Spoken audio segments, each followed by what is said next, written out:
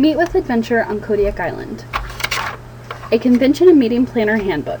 This is a reference guide for those planning adventure on Kodiak Island. Who wouldn't want to come to a place where emerald green mountains rise from the deep blue seas, where bears chase fish across salmon streams, and where whales and sea lions populate the waters? The soothing background music is provided by gulls, kittiwakes, oyster catchers, and eagles. As a convention and meeting site, Kodiak Island is beyond the road. We offer venue seating for as little as 10 attendees to over 500. Our convention center overlooks St. Paul Harbor, while our new Afognak space provides stunning views of Near Island. There are several venues featured that can host a crowd with a beautiful view for your meeting or convention. Unique entertainment can be provided by a variety of cultural groups or local musicians. There are even 7 caterers on the island, ranging from select cultural flavors to pizza. The first thing when preparing to submit an RFP to gain a meeting or convention would be to make sure they're a good fit for your location. Where the fun begins. So, are they going to enjoy the scenery and wildlife that you have to offer? Are they going to want to go on those ATV excursions, guided hikes, deep sea charters, bear viewing tours that your destination offers? Are they going to be comfortable in your home, the place where you want them to come? If they're a good fit, then the first step to making sure they get here is to seek out requests for proposals and submit your proposal.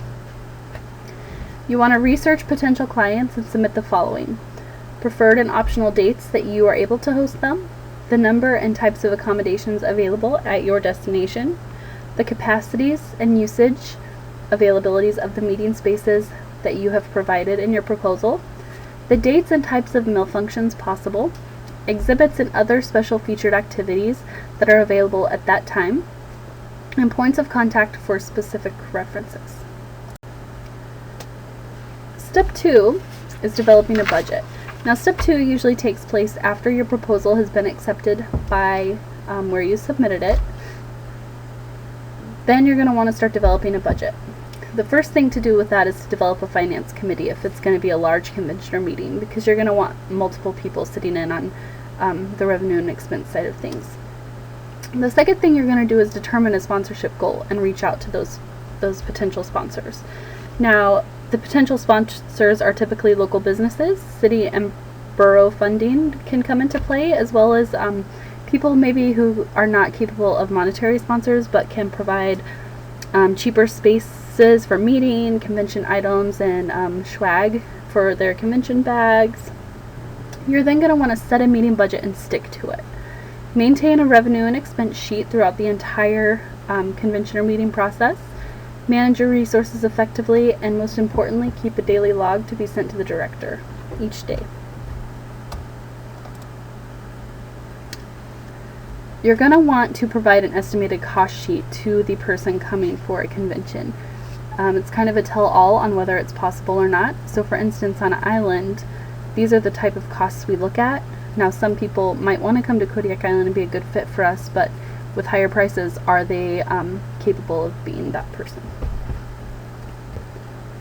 Step 3, stick to the checklist. On a convention and meeting planner's checklist, you usually start about 6 months out. So you're first going to establish a convention theme, determine who to invite, select several possible meeting dates and sites while keeping local activities in mind. 4 months out, you're going to start with issuing press releases about your upcoming event, big monthly committee meeting to discuss meeting topics, decide on keynote speakers, etc. You're going to finalize your program and meeting agendas. You're going to contract with all contractors in regards to transportation, airline, rental car agencies, local accommodations, caterers, entertainers, anybody who's playing a part in your convention. You're going to want to start getting those contracts set up. Confirm sponsors and produce all your collateral materials, so flyers, invites, tickets, advertisements. Those are going to want to start going out around 4 months. Prepare shipping arrangements for necessary products. 2 months out, prepare your room floor plans and necessary signage for the event, just to make it easily navigable when the people and event is happening. 2 months out, you also want to open your registration. During the final month, Confirm all your arrangements with contractors. Ship all necessary materials to the site. Confirm information with your committee. Meet your facility security and make sure that all aspects of security are in place. And you're going to want to hold a pre-conference with those who are helping you plan to make sure that everybody is on the same page. After the convention, you're going to want to send thank you cards to sponsors, donors, anybody who helped facilitate. You're going to prepare a finance report for your committee, and you're going to hold a debrief. In that debrief, we'll talk about that later. Step 4 is your venue selection. So you're going to want to make sure that each venue fits the meeting or convention need. Do they want a beautiful view? What's the capacity? What kind of office equipment do they need? Does it allow food? As you can see, we have several different meeting sites. I have 5 listed here. This is the typical information they're going to look for when they're trying to do venue selection. Step 5 is the debrief. So after your convention, did your participants have fun and did you make money? Those are the 2 main keys.